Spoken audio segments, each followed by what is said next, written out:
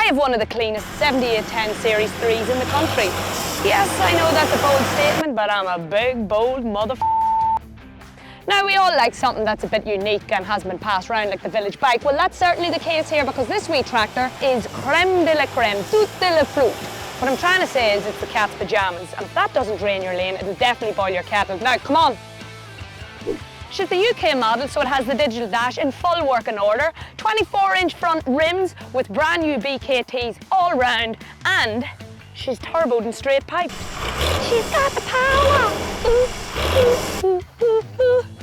No? All right.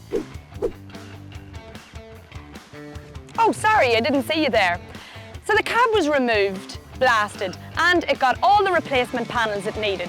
The inside got a total refurb by Tractor Cab specialists, and it's been painted in Max Meyer 2-pack paint. Now let's check out the inside.